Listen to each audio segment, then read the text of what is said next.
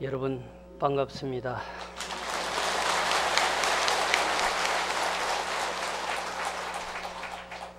올겨울은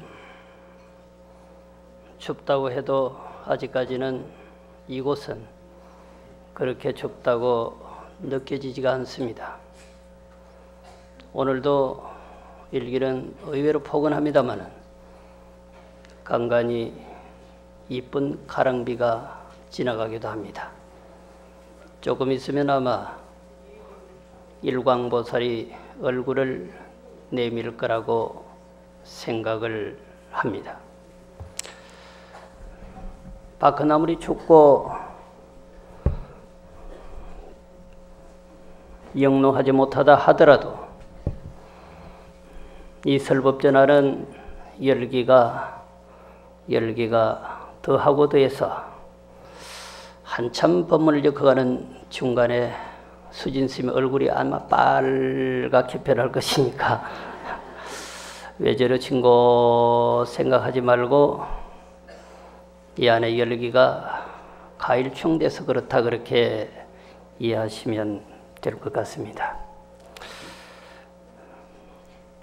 오늘 제가 여러분들에게 시할 법문의 내용은 화엄경 시패양품, 그 중에서도 앞에 5가지 회양에 대해서 말씀을 드릴 것입니다. 그리고 오전에는 그 5가지 회양 중에서 첫 번째와 두 번째 회양에 대해서 말씀을 드릴 것입니다. 흔히 회양하면은 끝난 것이다. 그런데 회자는 끝난 것이다 라고 해야 되겠습니다만은 향자는 끝이 아니죠. 다시 더 큰 시작의 의미를 갖는다 할 것입니다. 이 시패양품의 설주는 금강당 보살입니다. 화엄경이 그렇듯이 두 품을 빼고는 부처님이 설한 게 전혀 없습니다. 모두 다 보살이 설하는 거죠. 바로 아성지품과 열애소 광명공덕품만 부처님이 친히 설하시고 그 밖에는 대신 설하게 하신 것입니다. 뒷짐지고 가만히 계시는 것입니다. 한 말씀도 하시지 않으시고 대신 보살이 설하는 건데 오늘도 부처님은 두 무릎 사이에서 광명만 쏟아붓고는 잠시 묵조하고 계십니다. 그 부처님의 가피를 받아서 두 무릎 사이에서 쏟아내는 광명의 빛살로 받 금강당 보살이 시패양품을 설하게 되는 거죠.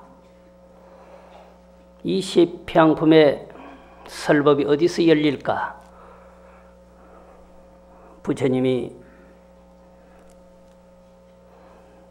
도솔천에 올라가 계시면서 그 부처님이 정명하에 금강당 보살이 설하는 것이니까 아마 이곳이 도솔천이 아닌가 생각이 됩니다. 시패양품을 설하는 곳은 역으로 말하면 도솔천이다.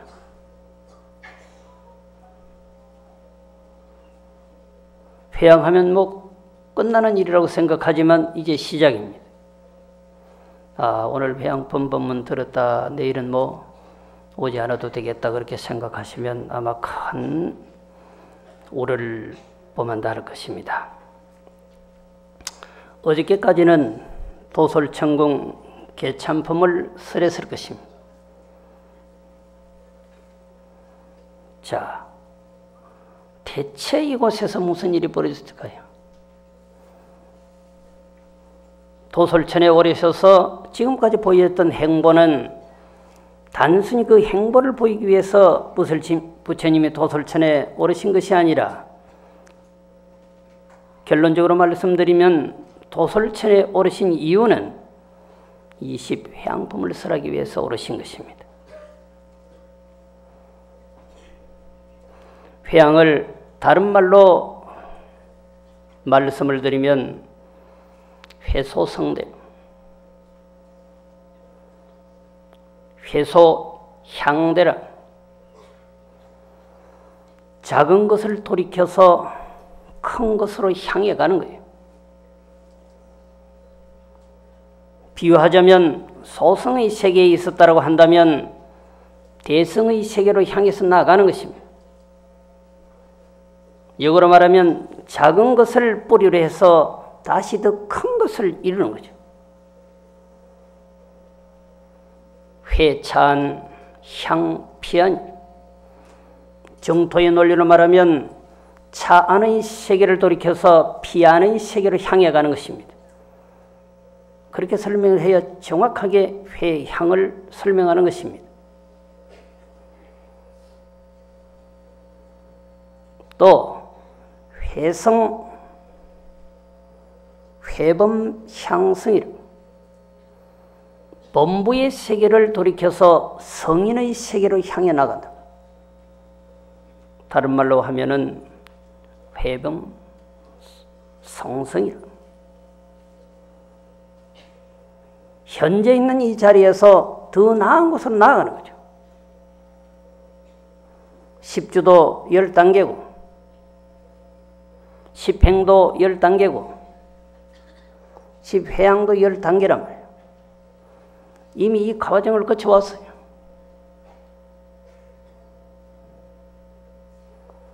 이 10단계에서 첫 번째 1단계에서 다시 2단계로 향해 가는 거죠.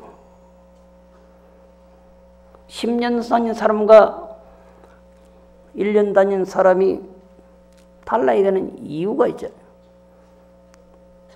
저래 10년을 다녔는데 1년 다닌 사람보다도 못하다고 하면 그 의미가 없는 것입니다. 회양이 제대로 안 된 것입니다.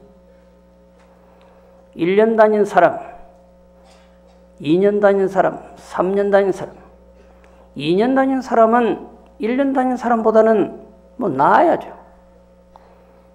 내가 통도사에 몇 년 다녔는데 이게 중요한 게 아니고 회양이 제대로 됐느냐 말이죠. 1년 다닌 것을 뿌리로 해서 2년으로 신앙하는 것을 돌이켜서 나갔느냐라고 하는 거죠. 그렇지 않았다고 한다면 의미가 없는 것입니다. 10단계를 설정해 놓고 한 단계 한 단계 그것을 뿌리로 해서 나아가는 것입니다. 향해 가는 것이죠.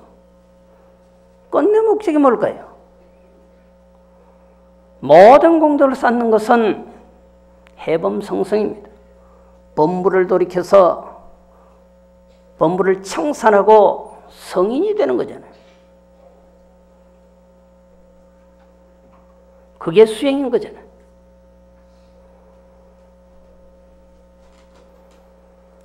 그렇지 않다고 한다면 큰 의미가 없다 할 것입니다. 자, 첫 번째 단계에 구호중생, 리중생상회양이라고 했습니다. 오늘 저는 보편적인 법문, 평범한 법문이 아니라 저를 동명대학교 석자 교수라고 소개를 했기 때문에 교수 스타일로 갑니다. 오늘. 그래도 잘못하면 제가 또 교수형에 처해질 수도 있습니다. 그래도 교수 스타일로 가겠습니다. 첫 번째가 구호중생, 리중생상회양이에요. 중생을 구호한단 말이죠. 다 보호해준다. 구체적으로 말하면 구원해서 보호해준단 말이에요. 그런데 보호해준다는 생각이 없는 거죠. 중생을 구제해준다는 생각, 그 모양새가 탁 떨어지는 거예요. 금강경에서 이 사상이죠. 아상, 인상, 중생상, 수자상을 청산하는 거죠. 그래야 그걸 보살이라 한다 그랬죠. 그 첫째 조건이 아상인데 참 그럼 떨어뜨리기 힘들죠. 평범한 사람도 완장 하나 채워주면 어깨가 아주 그냥 참지를 모르고 올라가고 활보를 하죠. 그만큼 아상이 무서운 것입니다. 여기 첫 번째 회양은 어떤 거냐 말이에요. 모든 중생을 구하되 중생을 구한다는 생각을 버려야 된다는 거죠. 청산해야 된다는 거죠. 그런 식으로 향해 가는 게 그게 회양이에요. 현재 이 자리에서 그렇게 해야 되는 거죠. 그건 성속을 막론하고 똑같은 것입니다. 스님은 그러지 않아도 되고 여러분들은 그래야 된다 이런 논리는 없습니다. 부처님의 제자는 모두 다 그래야 하는 거죠. 이 첫 번째 회양에서 회양하는 자세를 말해요. 어떤 식으로 회양할 건가? 회양을 하기는 하는데 첫 번째 회양에서 어떻게 회양할 것인가 그 자세를 여실하게 말하고 있는데 우리말로 표현하면 아주 순백하고 진실하게 해야 한다. 경전에 나타난 것으로 비견해서 말하면 그게 구호중생 리중생상 회양이다. 중생을 구제해주되 보호해주되 중생을 보호해준다는 생각을 다 버리는 거죠. 그게 순백한 거죠. 그게 진실한 거죠. 대가를 바라면 안 된다는 건 아니겠습니까? 대가를 바라면 순백한 게 아니잖아요. 거래라니까요. 거래는 있을 수 없는 거죠. 천하의 할 일을 다 하고도 내가 했다는 생각이 없는 것입니다.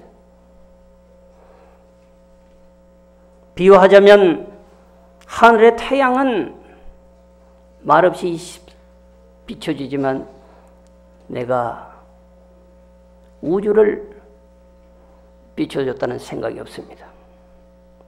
하늘의 달빛은 모든 존재에게 당신의 빛살을 투영해 주었지만 투영해 주었다는 생각이 없는 것이죠. 오늘 내리는 이 비를 시우라 말하죠. 때 맞춰서 오는 걸 시우라 그럽니다. 갑자기 쏟아지는 걸 폭우라 그러죠. 바람과 동반하면 그걸 폭풍우라 말하죠. 미세먼지를 살짝 가시게 하는 그런 비니까 이거는 시우죠. 우리가 기다리던 비죠. 이 비가 미세먼지를 가시게 했다고 난 미세먼지를 가시게 해서 여기 모인 모든 대중이 나에게 칭양 찬탄해야 돼. 그걸 기대하고 있을까요? 그걸 기대한다고 한다면 그건 순백한 것이 아니잖아. 진실한 것이 아니잖아. 그와 같이 중생을 구제하고서도 중생을 구제한다는 생각해 주었다는 생각을 버려야 됩니다. 그것이 진실하고 순백한 모습의 회양이라고 하는 것입니다. 경전은 좀 더 구체적으로 이렇게 설명을 합니다. 보살은 수행할 때 깊은 마음, 환희하는 마음, 청정한 마음, 수승한 마음, 부드러운 마음, 자비한 마음, 어여삐 여기는 마음, 섭수하여 보호하는 마음, 이익해 하는 마음, 안락한 마음으로 중생을 위해서 회양을 하고 입으로만 회양하면 안 된다는 거죠. 립싱크도 한계가 있다 이 말이죠. 행동으로 보여야 하는 거예요. 보살은 실행자인 것입니다. 구호중생 리중생상 회양의 경지에 있는 보살은 반드시 이래야 한다는 거죠. 아주 찬탄하는 마음, 중생을 구제해 주는데 기쁜 마음으로 하는 거죠. 항상 어여삐 여기는 마음으로 하는 거죠. 온통 다 주고도 좋다라는 생각이 없는 것입니다. 어제는 그래 용돈을 10만을 드릴 거야 생각했어. 아침에 자고 일어나니까 어머님이 하는 행동이 조금 역으로 가서 5만 원만 드릴까 개입이 됐어. 순백한 마음이 아니야. 야시리하게 변해버렸어 내 마음이. 그대로 해야 하는 것입니다. 그저 그냥 그렇게 하는 거잖아. 이유가 없어야 하는 것입니다.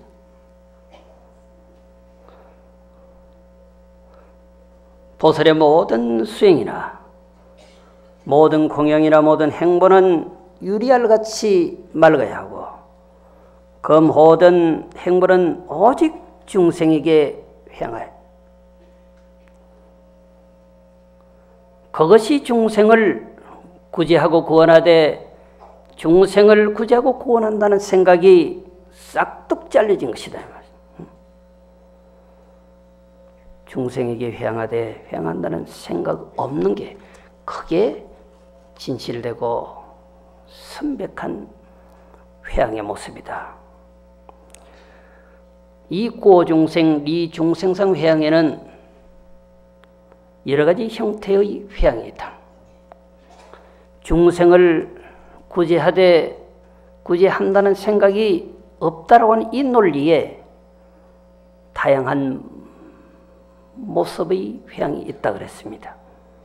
첫째, 중생을 집착이 없는 법성에 안주하게 한다. 우리가 아무리 집착이 없는 세상에 편안히 머물게 한다라고 해도 그게 안 되는 거잖아요. 또 중생의 동변하지 않는 그런 상황을 본다. 변하지 않는 모습. 중생의 눈에는 모든 사람이 시시각각으로 변하는 모습이 보이는데 그걸 안 보려고 하는 거죠. 안 보여야 하는 거죠. 처음 태어나서 보면 하늘도 있고 땅도 있고 강도 있고 산도 있고 있는 그대로입니다. 그야말로 산시 산이요 수시 수입니다. 산은 산이고 물은 물이다. 있는 그대로 보는 거예요. 그런데 수행을 가일층하는 건 뭘까요? 산의 실체성이 공함을 보고자 하는 거잖아요. 물의 실체성이 공함을 보고자 하는 거잖아요. 하늘의 실체성을 보고자 하는 거잖아요. 땅의 실체성을 보고자 하는 거잖아요. 천지의 실체가 뭘까 말이에요. 산과 강의 실체가 뭘까요? 공이라고 합니다. 왜? 모든 건 연기이기 때문에 공이란 말이에요. 연기라고 하는 말은 공을 전제한 거라고. 공이란 말은 연기를 전제한 거라고요. 인연으로 만들어졌던 것은 인연이 닿으면 없어진단 말이죠. 공무허로 돌아간단 말이에요. 산은 산, 물은 물인데 산은 산, 물 그것이 실체가 뭐냐면 실체성이 있느냐고. 실체성이 없다 보는 거예요. 있는 것이 진실로 바라보면 없다고 하는 논리는 수행을 통하지 않고서는 알 수 없는 일이잖아요. 처절한 수행을 하는 거죠. 스님들은 기도를 안 하는 것처럼 느끼시죠. 부전스님, 노전스님은 열심히 목탁치고 기도하는 것처럼 느껴지시죠. 그렇지 않고요. 참선하시는 분도 강경하시는 분도 부처님의 율법을 실행하는 율사스님도 처절한 기도를 금생에 도를 이루지 못하면 나의 생명은 더 이상 유지 존속되어질 수 없다라고 하는 심정으로 수행. 그 수행자가 어떻게 기도할까요? 금생에 화두를 탑하지 않으면 나는 생명으로, 사람으로, 수도자로 존재할 수 없다라고. 금생에 대성경전을 연찬하고 읽으면서 축출한 지혜를 얻을 수 없다고 한다면 나의 생명은 없는 것이야 하고 간절하게 서운하고 바라는 것.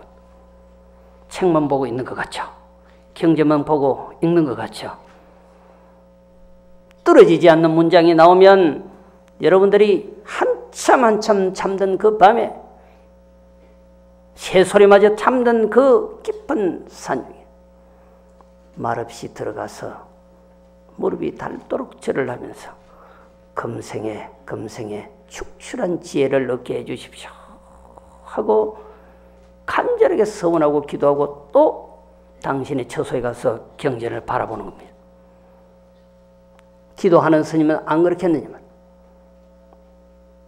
처절한 마음으로 멸치 꼬리 하나 먹지 않고 팥 조각 하나 먹지 않고 유런해서 율장을 바라보고 부처님 율법대로 살고자 하는 율사가 그렇지 않겠느냐.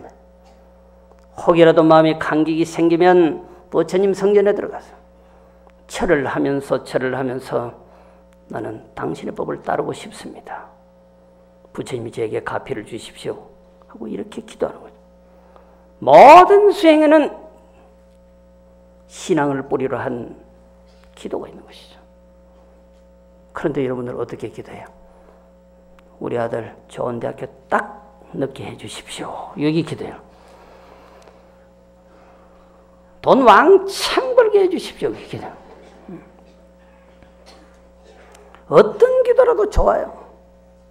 처절하고 간절한 마음이 동반되지 않으면 소원은 이룰 수 없는 것입니다.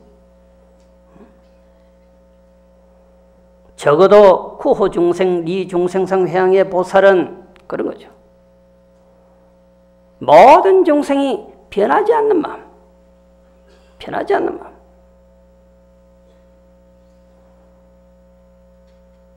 또 업도 가보도 그 업의 자체의 성품도 분별하지 않는, 내가 이 일을 하면 어떻게 되겠지, 어떤 결과를 가져오겠지 라고 하는 생각도 탈각되지는 거예요.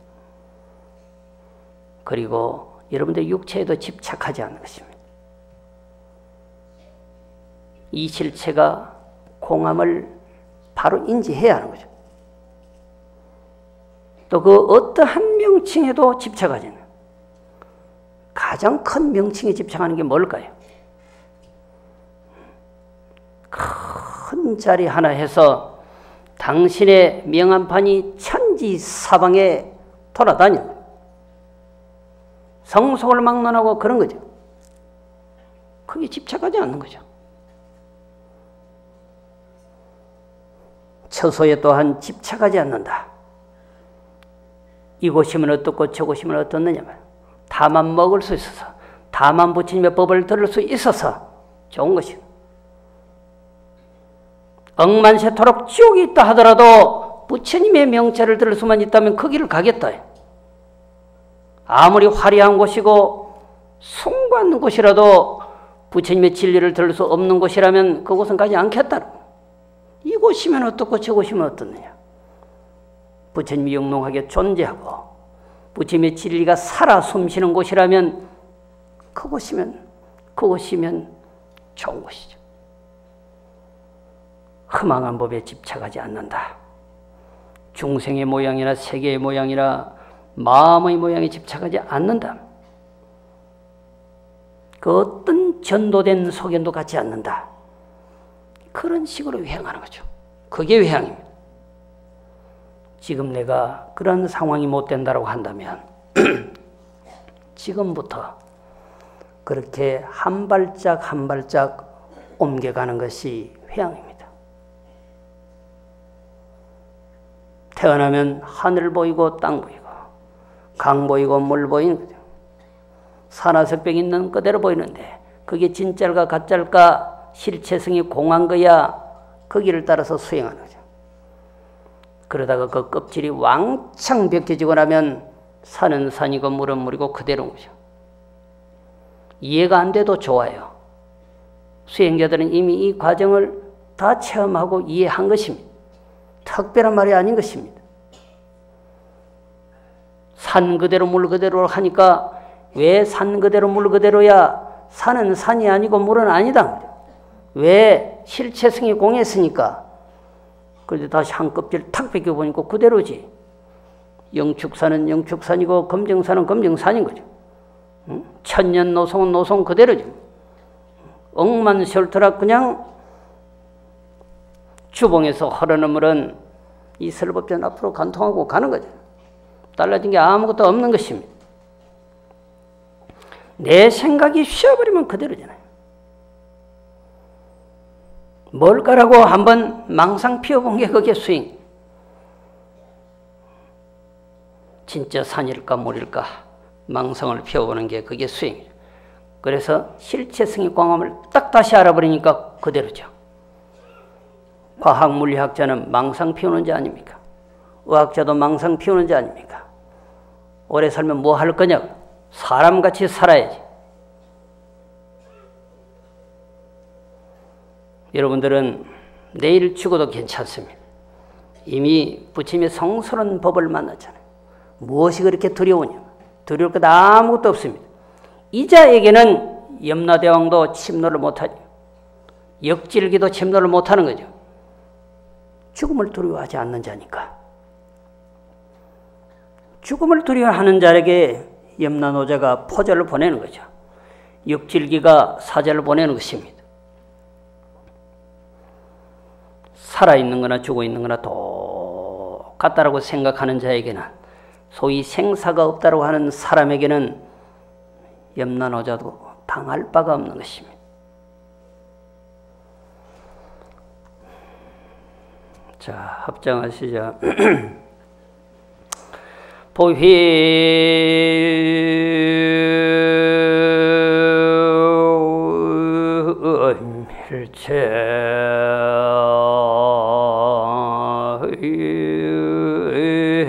보휘일체중관 부서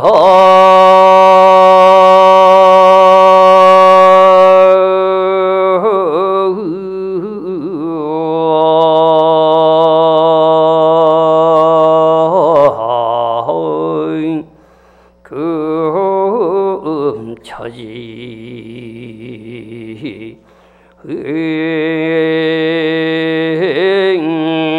여기로다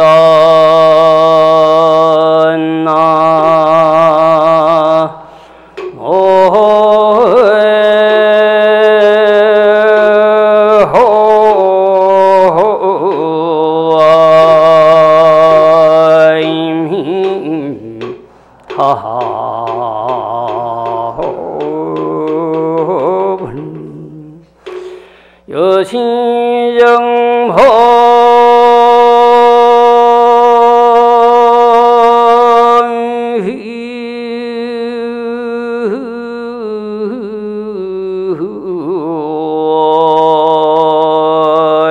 태렴하염 용행결정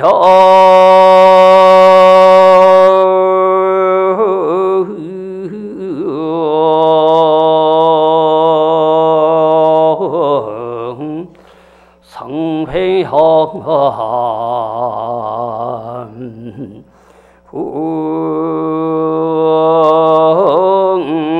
이로다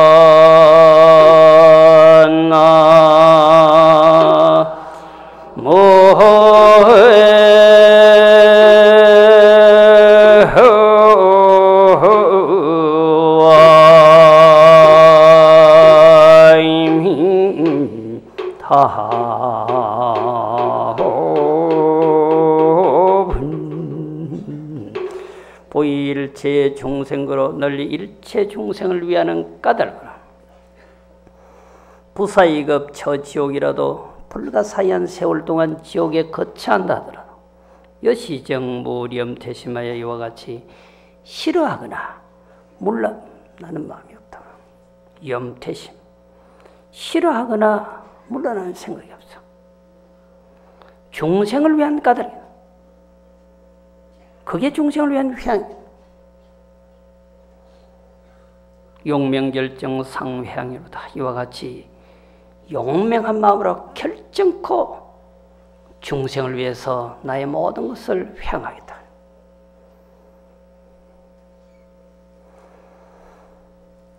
중국의 저 유명한 조주선사 120살까지 사셨죠. 조주선사가 불법에 귀해서 처절한 수행을 통해서 도를 얻지 못했다고 한다면 120은 살지 못했을 것입니다.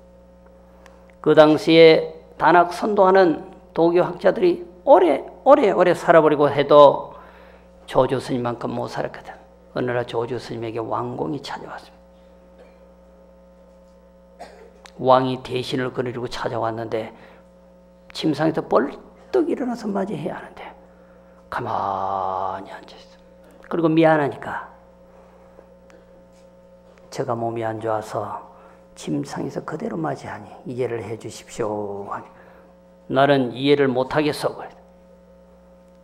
약간 심화가 올라온 거죠. 제가 평생토록 금식을 하고 이렇게 살아서 이제 나이가 들어서 몸이 말을 듣지 않습니다. 변명을 하니까 그때서 알아차리고는 얼마나 존경하는 마음을 가졌는지 몰라요. 평생을 금식하면서 살았다. 소식하면서 도만 닦고 살았다 이 말이죠. 돌아갔어요. 너무나 흥감한 나머지 장군을 시켜서 선물을 보내고 문안을 다시 드려요. 그런데 그 왕공의 말을 듣고 선물과 문안을 드리러 갔는데 그 장군이 나타나서 벌떡 일어나서 뛰어나오는 거야. 항복무지하다고 할 정도로 막 이렇게. 시자가 옆에서 보니까 희한하잖아요. 왕공은 득 침상에 앉아서 맞이하고 왕공이 보낸 시자 장군에게 벌떡 일어나서 맞이하니까 시자가 보니까 희한해요. 반대로 돼야 되는데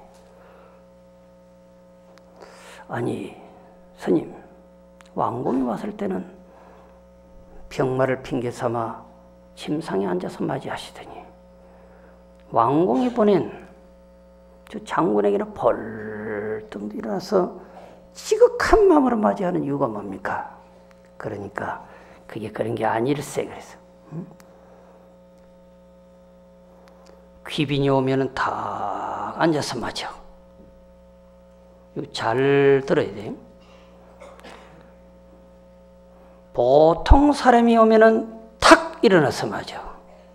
아주 별 볼 일 없는 사람이 오면 저 문 앞에 가서 맞아. 반대로 돼야 되는데 이게 뭘까요? 아마 그런 사람들 많을 겁니다. 우리도 현재 그렇게 하고 있고요. 심지가 정말로 착한 사람이 오면 정말로 문 앞까지 가서 맞이하고 배웅할 때도 그래요. 부처의 마음을 가진 존재. 외형에다 무게를 두지 않는 거죠. 이미 조주는 왕궁이 어떻다고 하는 존재인데 알아. 꺾어줘야 해. 조주 스님이 꺾어주지 아니하면 이 사람은 그렇게 사는 거예요. 그게 법인 줄 알고 이미 끝내 조주는 왕궁을 버린 적이 없는 거예요. 이미 알고 있었고 그 찰나간에도 왕궁을 버린 적이 없습니다. 그것만 꺾어주면 확연한 사람이 되는 거죠.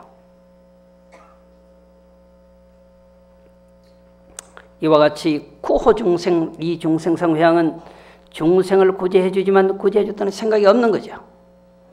끝끝내 따라다니면서 구원을 해줬다는 생각이 없어. 대가를 바라지 않아.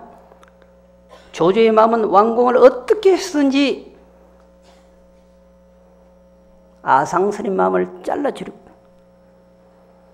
그때 통하지 않아도 계속 공격을 해갔을 것입니다.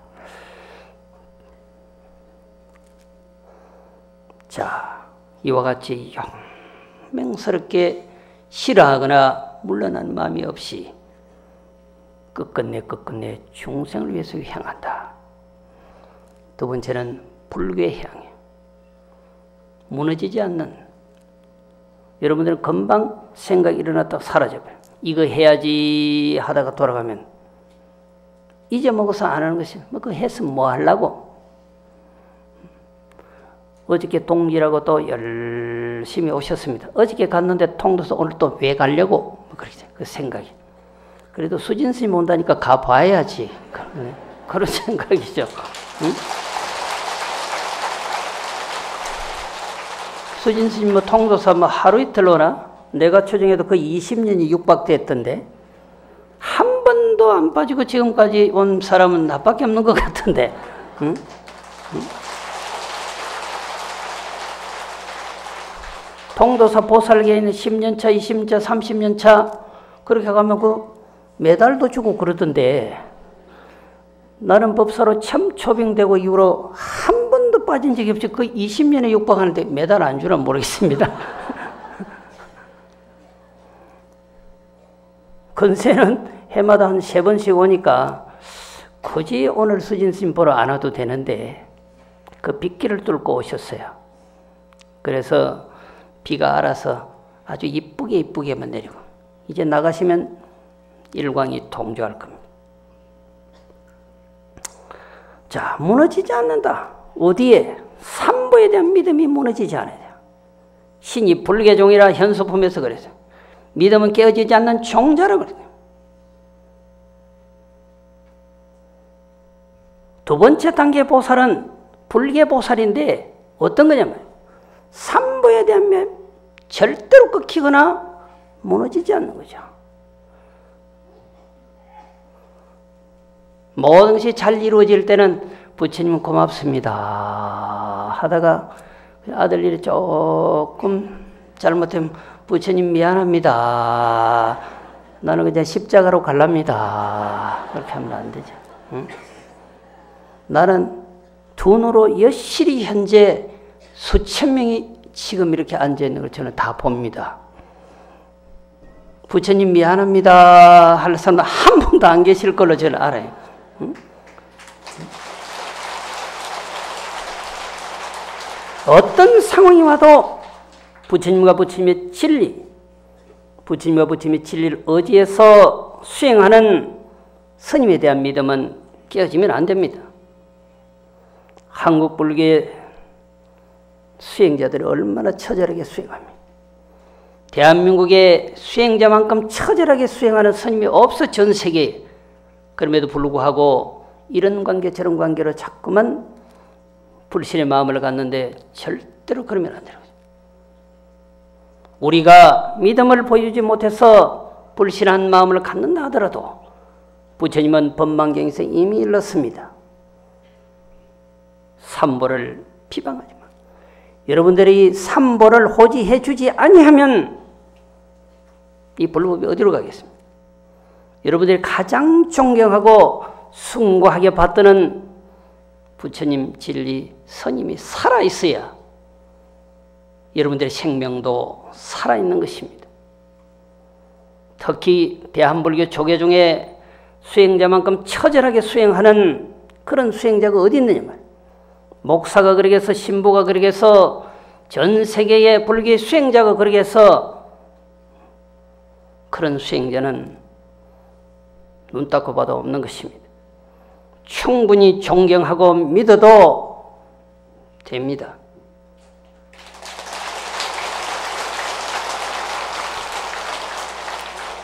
믿음은 모든 것의 첫걸음입니다. 이미 여러분들이 들었던 현수품에서 신이 도원 공덕모라 했습니다. 믿음은 도의 근원이고 공덕의 어머니라.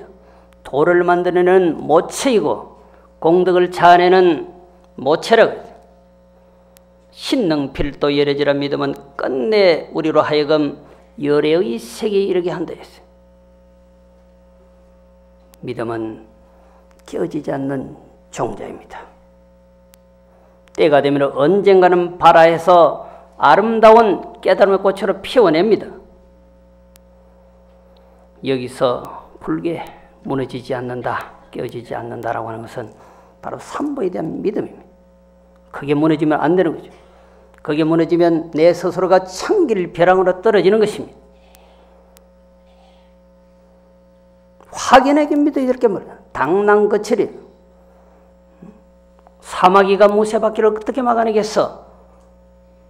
막아낼 수 없는 거지. 당랑이라도 거칠이라 사마귀라도 무쇠바퀴를 막아낼 수 있단 말이야. 응대에서 당해낼 수 있단 말이야. 어떠한 어려운 환경, 어려운 상황이 오더라도 삼보를 믿어요. 무쇠바퀴는 나를 짓밟는다고 하더라도, 그런 상황이 온다 하더라도 삼보를 믿고 처절하게 기도하고 다가가면 모든 것은 이루어지는 것입니다.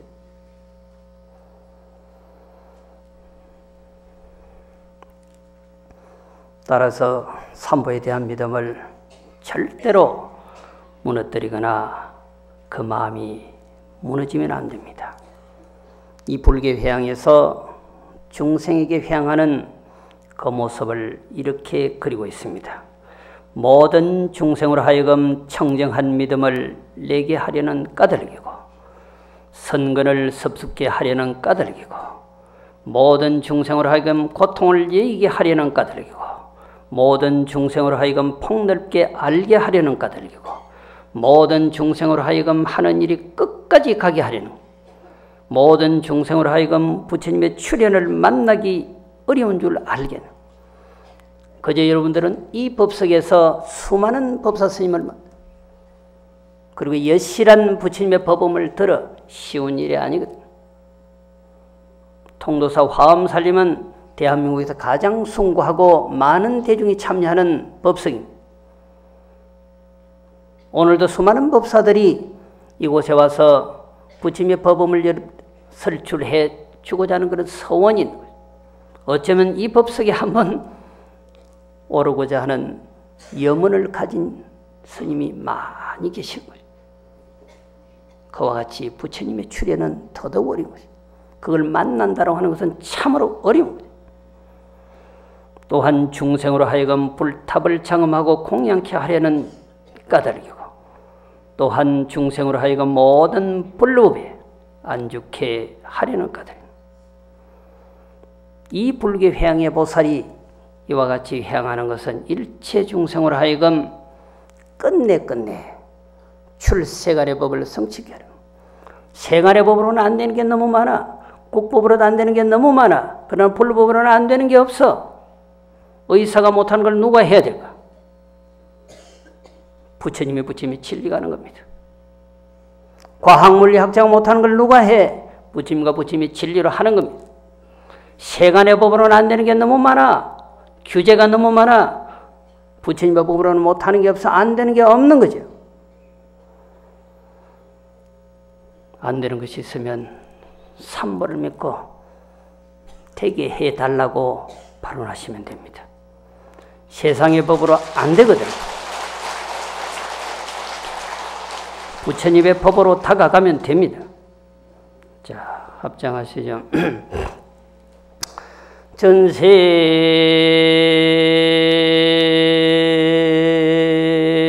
고일체의허연 연계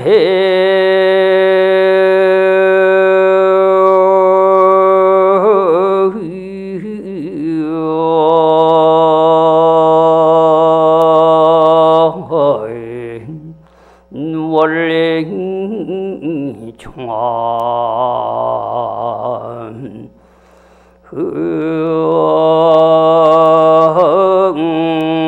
흥업이로다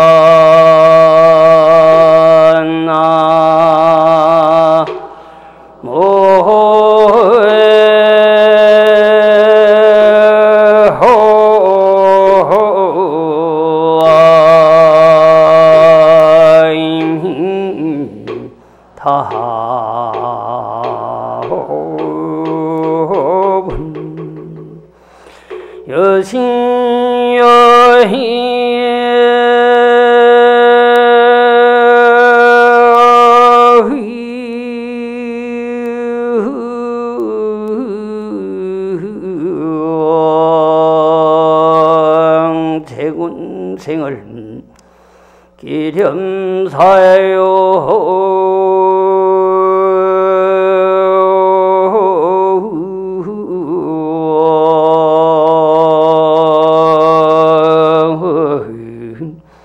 미증성함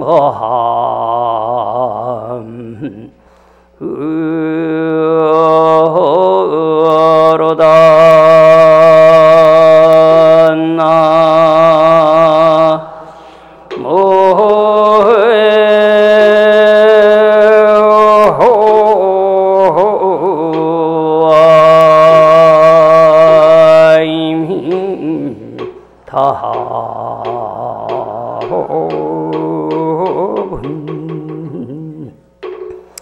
전심구어 일체하여 오롯한 마음으로 일체 중생을 구호해서 영기원리 중악업하나니 그 중생으로 하여금 모든 악업을 다 버리게 하는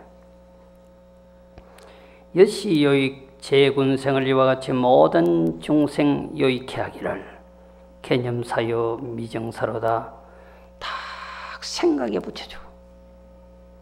항상 사유하기. 조금 더 버린 적이 없다. 이게 보살. 이게 불계보살이야. 불계보살만 그럴 거야. 구호중생, 리중생상의 보살도 그런 거죠. 그런 경지에 있는 모든 사람이 결론적으로 말씀드리면 첫 번째 구호중생, 리중생상, 두 번째 불계, 이 회양은 모두 다 회소성대라.